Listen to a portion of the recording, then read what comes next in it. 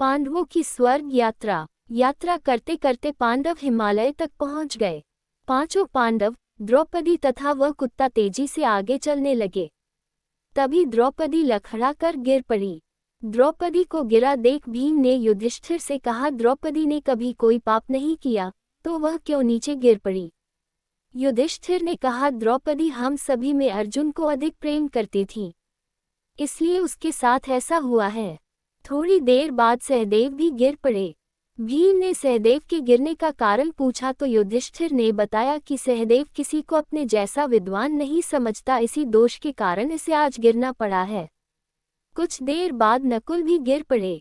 भीम के पूछने पर युधिष्ठिर ने बताया कि नकुल को अपने रूप पर बहुत अभिमान था, इसलिए आज इसकी यह गति हुई है।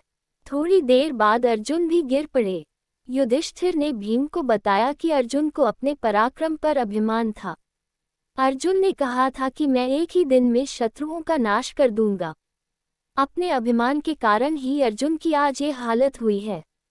ऐसा कहकर युधिष्ठिर आगे बढ़ गए। थोड़ी आगे चलने पर भीम भी गिर गए। जब भीम ने युधिष्ठिर से इसका कारण पूछा तो उन्होंने बताया कि तुम खाते बहुत थे और अपने बल का झूठा प्रदर्शन करते थे, इसलिए तुम्हें आज भूमि पर गिरना पड़ा है। ये कहकर युधिष्ठिर आगे चल दिए। केवल वह कुत्ता ही उनके साथ चलता रहा।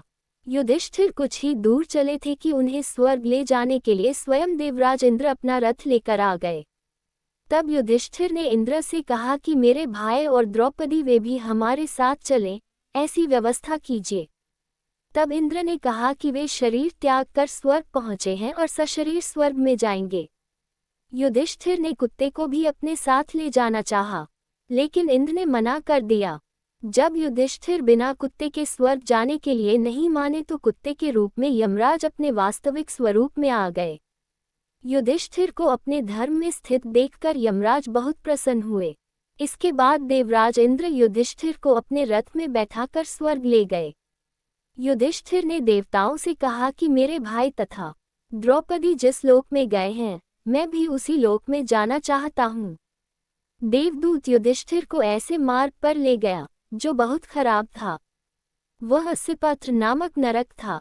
जब युधिष्ठिर वापस लौटने लगे तो उन्हें दुखी लोगों की आवाज सुनाई दी। वे युधिष्ठिर से कुछ देर वहीं रुकने के लिए कह रहे थे। वह पांडव और द्रौपदी थे। युधिष्ठिर ने वहीं रुकने का निश्चय किया तो सभी देवता वहां आ गए।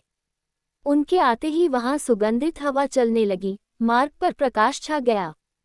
तब इंद्र ने युधिष्ठिर को बताया कि तुमने अश्वत्थामा के मरने की बात कहकर छल से द्रोणाचार्य को उनके पुत्र की मृत्यु का विश्वास दिलाया था।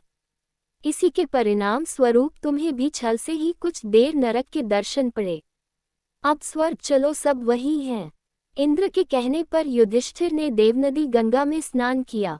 स्नान करते ही उन्होंने मानव शरीर त्याग करके दिव्य शरीर धारण कर लिया। इस प्रकार युधिष्ठिर अपने भाइयों व अन्य संबंधियों को वहां देखकर बहुत प्रसन्न हुए। पांडवों के स्वर्गारोहण के इस प्रसंग के साथ ही महाभारत कथा समाप्त हो जाती है।